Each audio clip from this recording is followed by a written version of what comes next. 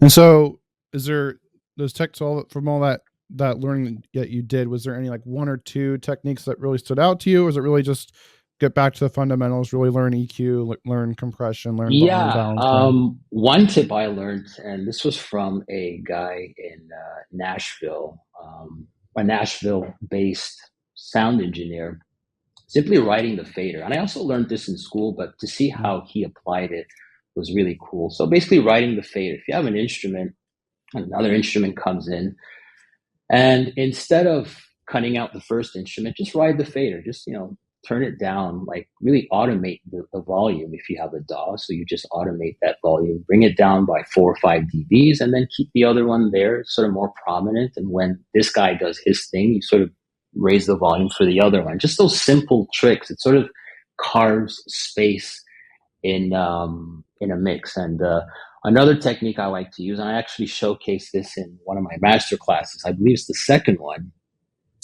where if you have a bunch of chords playing throughout the song, and you have another instrument or a bunch of other synths that take up a lot of mix, a lot of space in your mix, one thing you can do is basically thin out those chords, right? So initially that chord may be comprised of 5 notes, and so when you have Hmm. this other instrument come in, what you can do is sort of like carve out the chord by playing maybe the third, maybe the seventh of the chord. So you're playing maybe 3 notes.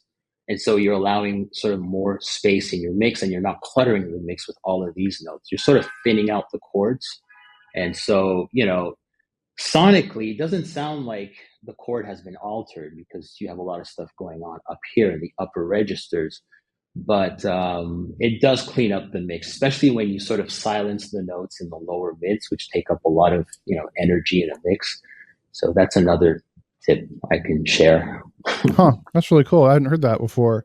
But yeah, definitely the Guitar players, by the way, sorry to cut you off, but guitar no, go ahead. players do this all the time, right? So a guitar player would be playing like maybe 5 or 6 strings, and then if there's another instrument coming in, or the vocalist is doing her thing, what you would do is sort of thin out those chords, so you're not really striking those power chords. You're really striking maybe 3 notes, maybe 2 notes. They have these techniques. This is another trick I got from guitar players. Really experienced guitar players will do stuff like that.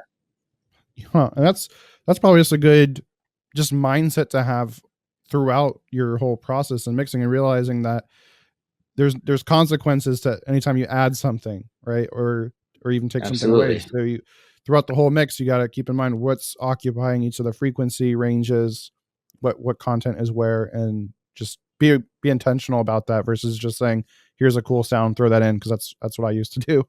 And so it definitely makes Absolutely. a big difference being intentional there. um and then also, like you mentioned, the being intentional with like the volume automation, because yeah, my mentor when I was in school, he owned his own commercial recording studio, and he talked about how the mixing engineer, the mixing console, he had an actual like physical console. He said that's basically your instrument, and whenever he would Yeah. do a mix down, right, it's like recording the final mix, the stereo mix, and he'd be always moving the faders up and down, right? That lead guitar comes in, he's going to boost that up, then pull it back once it's done, and then both those other Absolutely. instruments. So yeah, we don't really think about that. A lot of times we're mixing in the box. It's just like that's where my fader is, but no, I'll be moving that, Yeah, exactly. panning, right? He'd always say like, if things are just statically panned, is it really a stereo mix? I mean, technically it is, but if things aren't Yeah. moving, are you really Right. using the stereo field? So that's really good. Keep things Right. moving, make things more dynamic like that. Hey, if you want more help producing professional quality music from home or finishing more music faster, then be sure to grab my rapid song finishing checklist in the description below, or go to orpheusaudioacademy.com/mixing checklist. Inside, you'll discover the proven step-by-step mixing system for creating radio-worthy music from home. You'll discover this one crucial step that you need to do before mixing to get high-quality mixes. You'll learn a proven step-by-step mixing order, so you'll know what to do first, second, and third, so you're not caught chasing your tail and constantly remixing and maybe making things sound worse over time, and you'll discover how to quickly master your music for consistent radio-worthy results every time. Again, this is all inside of a free guide you can get in the description below, or go to orpheusaudioacademy.com/mixing checklist. That being said, if you want some more awesome music production tips and tricks, then be sure to click the video on the screen right now. That'll take you to another great video to help you make better music. With that, have an awesome day and keep creating.